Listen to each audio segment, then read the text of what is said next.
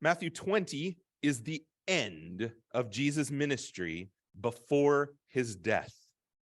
Jesus is headed to Jerusalem to die.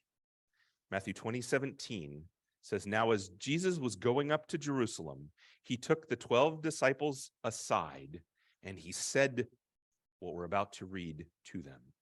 So they're going up to Jerusalem. This is Jesus' final trip to Jerusalem, and he arrives at the beginning of Matthew chapter 21 for the triumphal entry. Matthew chapters 21 through 28 cover just 1 week of Jesus' life. So after today, we're going to skip ahead to cover some of those other stories during the last week of Jesus' life that he spent in Jerusalem before we return to the story of Jesus' triumphal entry, and we'll cover that on Palm Sunday before Easter. Up until now, Jesus' movements throughout the book of Matthew have been to escape danger and stay alive. Remember, even from the Christmas story, his dad Joseph moved him from Judea down to Egypt, and then when they got back, they moved to Galilee to avoid being under the rule of one of the Herod brothers. And then Jesus went down to Judea where he gets baptized, but he retreated back up to Galilee again when John the Baptist was thrown in jail by another one of the Herods. But this time, Jesus is going to Jerusalem on purpose, and he knows he's going to be killed while he's there. This is what Jesus said to his disciples. "We are going up to Jerusalem, and the Son of Man will be betrayed to the chief priests and the teachers of the law. They will condemn him to death and will turn him over to the Gentiles to be mocked and flogged and crucified. On the third day, he will be raised to life." This is the third of 4 times that Jesus has clearly predicted his death to his disciples. And Jesus has added additional details each time he predicts his death. In Jesus' first prediction, he predicted that the Jewish leaders would kill him, but that he would rise again. The next time, Jesus added that he would be betrayed to the Jewish leaders before he was killed by one of his disciples, but that he would rise again. This time, Jesus adds that the Gentiles will be the ones who kill him after the religious leaders hand him over to them, after his disciples hand him over to the religious leaders, but he will rise again after he dies. You see what was included in all 3 predictions? See, Jesus' predictions of his death show that his death was not an accident. And the follow-up conversation that they're going to have, we'll get to at the end of the sermon, shows that Jesus' death has a purpose, and the purpose is to save us. One of the details Jesus adds this time is that he'll be crucified. You see, the way Jesus says he will die speaks to how Jesus will save us from our sin. A cross was a way of hanging criminals on a tree to kill them, which was a cursed form of death in the Old Testament. And Jesus is about to talk about his death as drinking the cup of God's wrath for us. And Jesus will conclude by talking about his death as a ransom to save us. Matthew is the only gospel that mentions the cross during this prediction of Jesus' third prediction of his death. And Jesus' death on a cross is connected to the fact that the Gentiles will be the ones who killed Jesus instead of the Jews. If the Jews had killed him, he would have been expected to be stoned to death. But everyone is involved in Jesus' death here. The Jews, the Gentiles, and even Jesus' own disciples. And you know what? Those are the groups of people that Jesus died to save. Jews, Gentiles, and his own followers. All of whom are the sinners responsible for Jesus' death. We are included in that list, which is actually good news. Okay, Jesus called himself the Son of Man. This was Jesus' favorite name for himself. It comes from Daniel chapter 7. And Jesus often combined the titles Son of Man, Son of God, and Christ. He did this when Peter confessed that Jesus was the Christ. Jesus also combined these three titles, Son of Man, Son of God, and the Christ, at his own trial when Jesus is the one who was confessing that he was the Christ. And their response was to condemn him to death for this confession of who he was. And then Jesus explicitly quoted Daniel 7 at his trial to say, "You'll see me seated at the right hand of God the Father, coming on the clouds to judge." You see, Jesus calling himself the Son of Man communicates that Jesus came from heaven and will return to heaven to be rightly worshiped by the whole world, and he will reign at his Father's right hand forever. Did you see those facts in the Apostles' Creed we just recited? That's been a summary of what it means for who Jesus is. Jesus summed that all up by calling himself the Son of Man. Jesus also talks about his death here. And Jesus' predictions of his death come in Matthew 16 through 20, and they're all interspersed between stories of the disciples arguing about who will be the greatest in his kingdom. The disciples don't seem to get what kind of king Jesus is or what kind of kingdom Jesus came to establish. Just try to understand this. Upon hearing that Jesus is on his way to Jerusalem to die, the disciples pick up their conversation again about who will be the greatest. This way. Then the mother of Zebedee's sons came to Jesus with her sons, and kneeling down, asked a favor of him. "What is it you want?" he asked. She said, "Grant that one of these two sons of mine may sit at your right and the other at your left in your kingdom." "You don't know what you're asking," Jesus said to them. "Can you drink the cup I am going to drink?" "We can," they answered. Jesus said to them, "You will indeed drink from my cup, but to sit at my right or my left is not for me to grant. These places belong to those for whom they have been prepared by my Father." You hear the kingdom language in this? I think this conversation would almost make more sense in a fairy tale. In fact, the details of a king and a kingdom are almost as far removed from us as the parable Jesus told his disciples about the vineyard with the workers, and he had to explain his parables at the end. We almost need an explanation just of what's going on in this conversation. You hear these kingdom language here. They're kneeling like a knight would kneel to be knighted, or like you would kneel before a king. They're talking about asking and granting favors officially of a king. They're talking about who gets to sit at the right and the left of the king. And we're talking about fathers, mothers, and sons, which are elements of a fairy tale also. Okay, so we've got the mother of Zebedee's sons. This is James and John's mom, probably named Salome when you compare the names of the women at the cross. It's interesting that Mark doesn't mention that their mom was with them when they asked this question of Jesus. Some people think this was their mom's idea, but others think that James and John probably put their mom up to this. "Mom, come with us and see if you can get us the best spot in Jesus' kingdom." Do you know that women's power has traditionally been the power of influence? Women, especially moms, were used as intercessors with kings in the Old Testament. They're trying that here. But they're kneeling. This word for kneeling is often translated as worship throughout the book of Matthew. But this is also the position that even strangers come to Jesus to ask him for favors. They'll kneel down before him. Kneeling is a bit of an ironic posture for such a proud request, don't you think?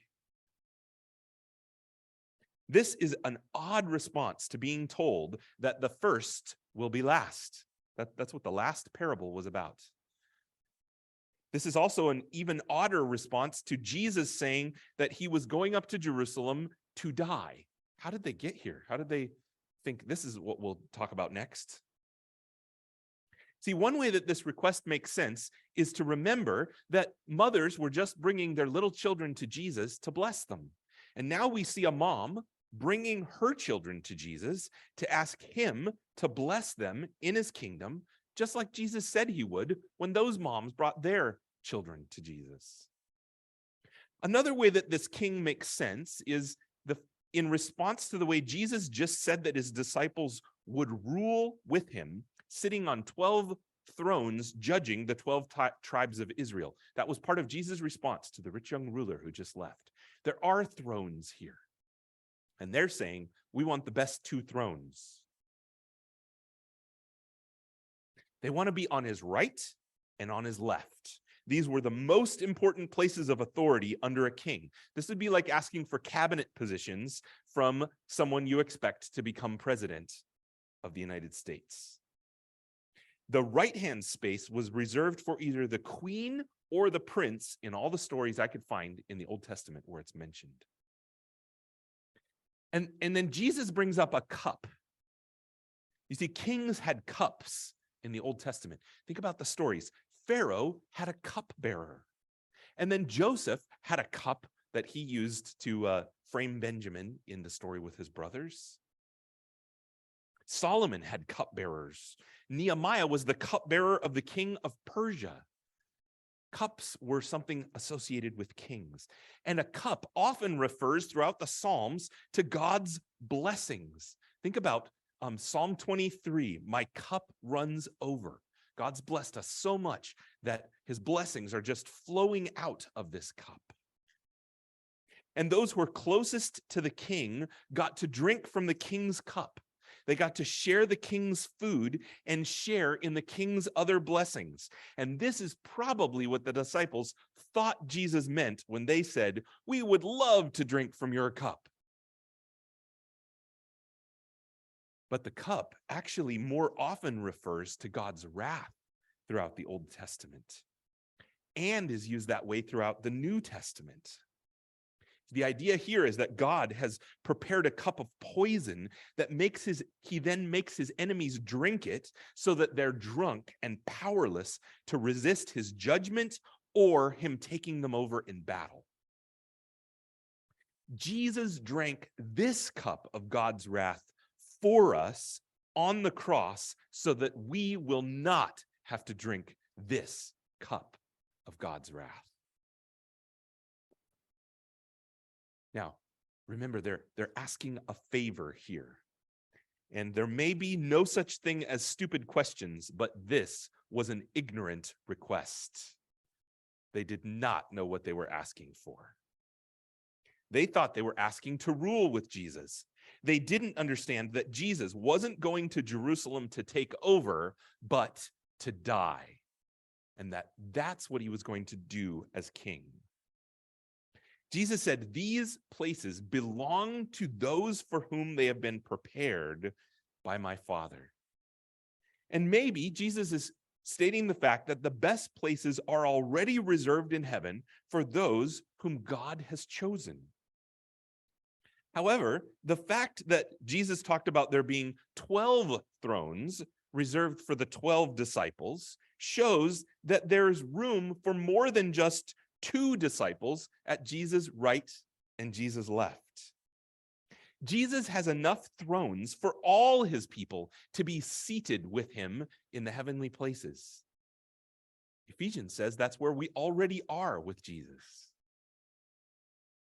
The disciples should have remembered the last parable. Do you remember the moral of the last parable? The first will be last and the last will be first. They were all rewarded equally for serving in his kingdom. And in response to that, they said, yeah, but we'd like to be just a little bit higher than everyone else. Or maybe Jesus is referring to the places at Jesus' right and Jesus' left, which were reserved for the 2 criminals who were there when Jesus was finally acknowledged to be the King of the Jews on the sign above his head. This is what it looks like when Jesus takes over as king. Do we really want to be there with him on his right and on his left? And you know what? Jesus did grant 2 special places of honor to James and John. They were the first and the last of Jesus' disciples to die for him. I don't think that's what they were asking for, but I do think that Jesus honored them in a special way that way. Interestingly, tradition says that Peter died on a cross. Remember, Peter was one of the ones also fighting for this good position. Peter died on a cross, but tradition says that as Peter died, he requested to be crucified upside down so that he couldn't boast, even in that last moment, that he alone had died for Jesus the same exact way Jesus had died. You see, by the time Jesus' disciples died for Jesus, they were done fighting over who was the greatest. Now, the other 10 disciples want to be the greatest in God's kingdom too. When they heard about this, they were indignant with the 2 brothers. Jesus called them together and said, "You know that the rulers of the Gentiles lord it over them, and their high officials exercise authority over them. Not so with you. Instead, whoever wants to become great among you must be your servant. And whoever wants to be first must be your slave. Just as the Son of Man did not come to be served, but to serve and to give his life as a ransom for many." The 10 were indignant with the 2 disciples because they were upset they hadn't thought of this idea first. They could have gotten their moms involved. How dare you think of this idea first? They've been fighting over who's been the greatest. But you know, the ones who have been fighting the hardest over this title are Peter, James, and John. And they all appear to have gotten the upper hand at different times. You see, this conflict about who's the greatest started when Peter confessed first that Jesus is the Christ. And then immediately after that, Jesus took James and John, who were brothers, but just Peter and not Peter's brother Andrew, up the mountain for the transfiguration. Seems like James and John have a one-up. Both brothers get to go. Yeah. The Gospel of Luke records that this is not even the end of this argument. This argument continued all the way until after the Last Supper. They're still having this fight. And all the Gospels record that it's after supper that Peter brags that he'll stay with Jesus even if no one else does. That's another claim. I'm greater than the rest of you are. And every time this conversation comes up, Jesus' answer is always the same. If you want to be greatest, you should be the last and the least, like a child or a slave. And at the Last Supper, Jesus took the literal place of the lowest servant by washing his disciples' feet and then telling them to serve each other by following his example. I think it's interesting that in retelling that story, John the disciple called himself the disciple Jesus loved. You hear maybe even still a hint of I was the one Jesus loved. John the Baptist is actually the one who sounds like he was the closest to the right attitude here. He said he wasn't even fit to serve Jesus by caring for his feet or his sandals, which was the lowest position of a servant.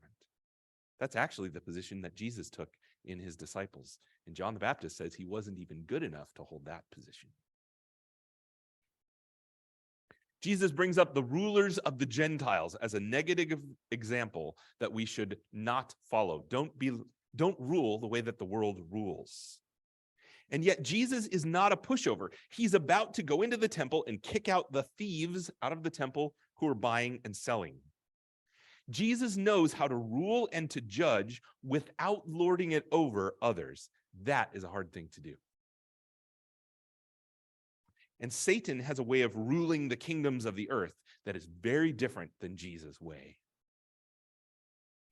Jesus died in our place, but he also died as an example for us. And it's with good reason that 2 words for Christian workers mean servant. Ministers and deacons are both claiming to be servants. And Jesus laid down his life for us, and we should lay down our lives for each other. And yet, even when we hear this command, we now try to turn humility into a contest.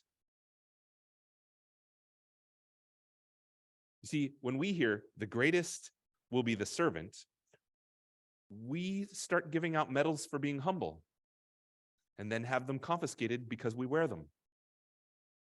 That's what we do when we do you feel that? We've got this, and we're like, all right, now we're going to fight for the bottom. When I was growing up, one night my siblings and I were praying with my grandma before we fell asleep, and we were fighting over who got to pray first, right? Isn't that a great thing to fight over? And grandma tried to teach us this lesson, and she said something like, last is best. So guess what we fought over from then on? Who could pray last? Okay, that's not what Jesus is doing. Jesus is not setting up a new competition where you now fight your way to the bottom. Instead, Jesus is showing us what kind of king he is and what kind of kingdom he came to establish. Jesus is the servant of all, and therefore Jesus is the greatest of all. By definition, the king is the greatest in the kingdom, but Jesus came to serve us. And Jesus doesn't serve us in a generic way, but specifically by giving his life to save us. Kings usually recruit others in the form of an army and make them give their lives in order to serve him. Jesus did the opposite of that. He gave his life for his people. And Jesus dying for us is not just servant leadership, it's slave leadership. He chose to become the absolute lowest. Jesus died to save us, even of the sinful way that we fight over who is the humblest. If you're feeling convicted over that, I want you to know that in Jesus, all your sin is forgiven, even the sin of trying to be greatest by being the humblest. Jesus was humble the right way, and he gives us his righteousness. He took our place on the cross to trade his life for our life, his perfect record of always doing what's right for our record of not even being able to be humble correctly. Now, Jesus called this a ransom. Ransom refers to the money used to pay for the release or the redemption or the buying back of a slave. And the New Testament says that we were bought with the price of Jesus' lifeblood. But don't try to overanalyze this analogy to figure out who the ransom was paid to. You see, God redeemed Israel from slavery by defeating Pharaoh, not by paying him off. And yet that was still described as redeeming them out of slavery. The picture of the lamb dying in Israel's place as God passed over them is another picture of this way that Jesus ransoms us with his own life. And this word for, it says he will be ransomed for. That word for means in the place of. He's ransomed in the place of his people. Jesus died in our place to save us. And you know who he died for? He died for many. And this is a Hebrew idiom that means all. I found such an unlikely defense of this definition of many meaning all that I was alone, but I literally did a double take like this. I read John Calvin's commentary on this passage in Matthew 20, and he says that many is used as a synonym for all as it is in Romans 5:15. This many means all. And even those who argue that in some way Jesus didn't die for everyone, they point out that Jesus died for many, not for few. The idea here is that Jesus is saying he's giving his life for the many.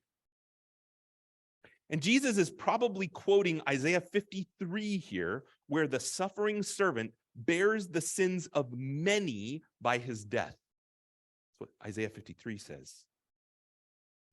One of the other places in the New Testament that talks about Jesus dying as a ransom is 1 Timothy 2:6, which says that Jesus gave himself as a ransom for all men. It's the same word for ransom that's used there. It's almost exactly the same quote. Paul felt like he could accurately summarize what Jesus was saying here by saying that Jesus died for all men. And yet, Jesus repeatedly warned in Matthew that not everyone will be saved.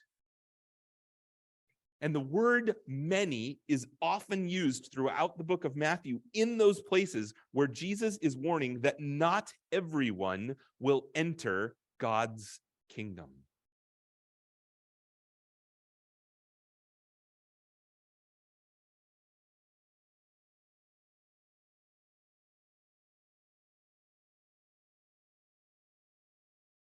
All right.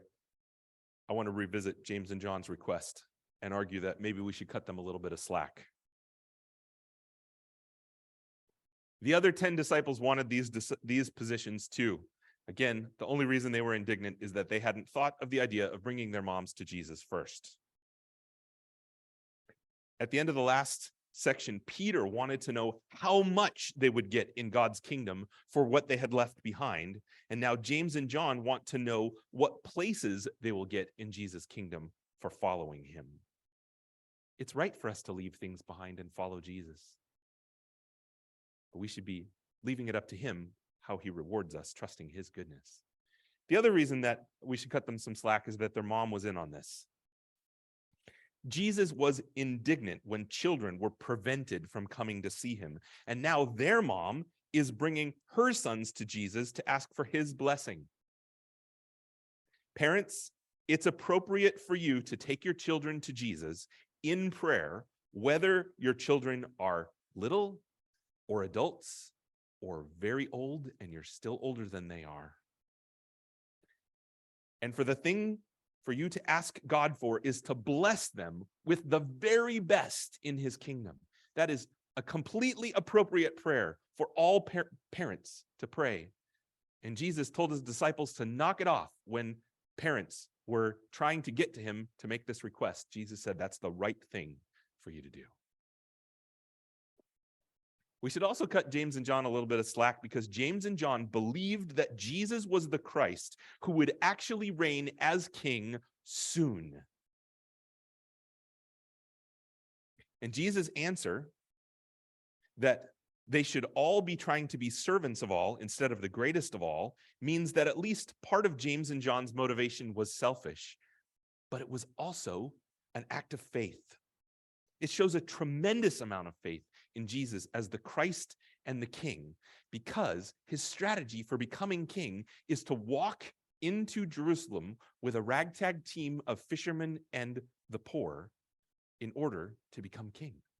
And it didn't get any more grandiose when Jesus hopped on a donkey to ride into town. That's not how kings come into town. And instead of James and John saying, that's it, I'm done with this, they're saying, okay, we trust that you're going to be the king. We want the best 2 spots in your kingdom. They have faith in Jesus. Even though they didn't understand all the details, James and John trusted that God was bringing his kingdom to earth through Jesus. And the phrase that their mom used, this grant that my sons will get the best places in your kingdom, is the same phrase that when the devil was tempting Jesus, he said, tell the stones to turn into bread. That's the same word as grant that or tell that.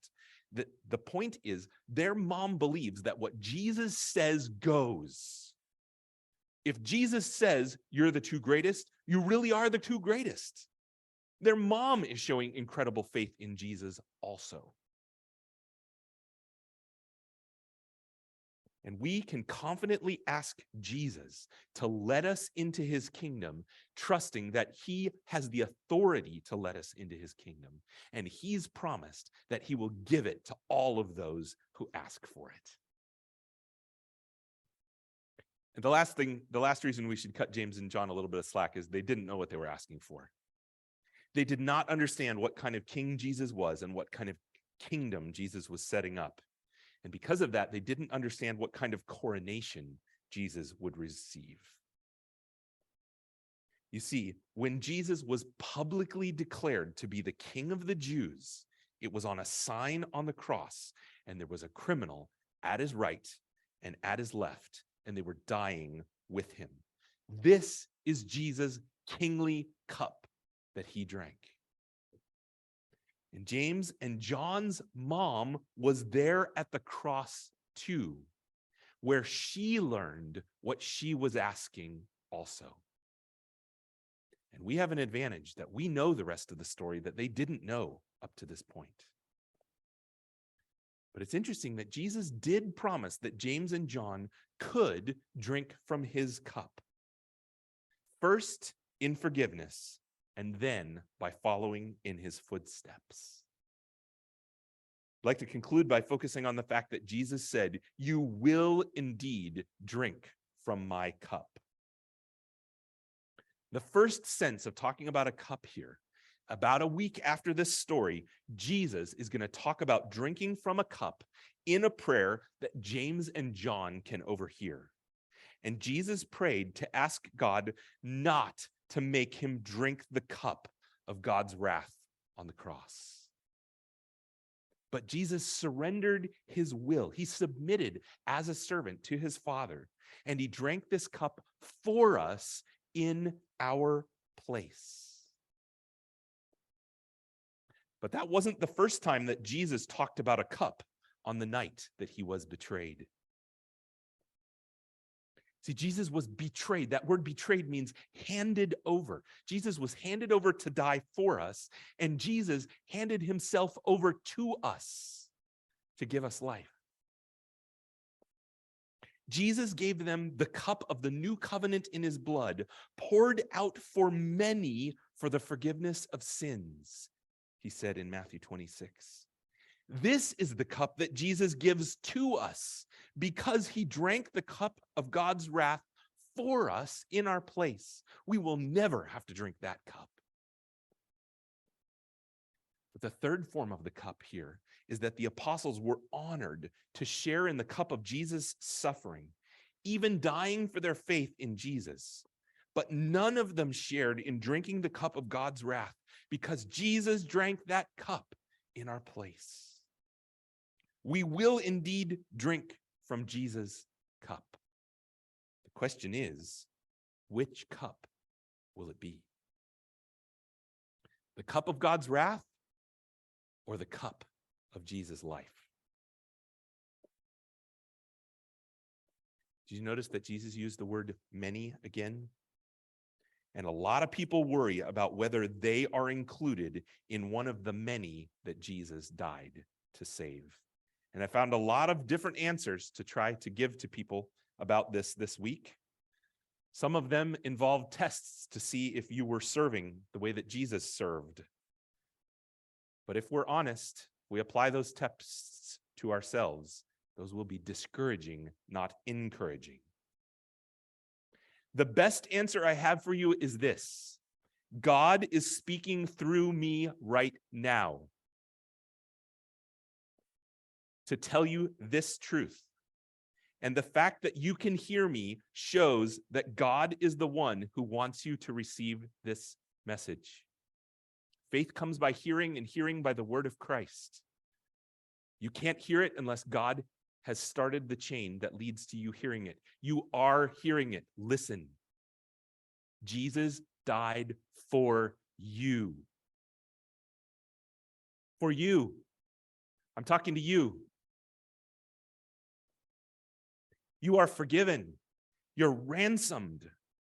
You are given Jesus' life in your place. Trust him. This message is for you.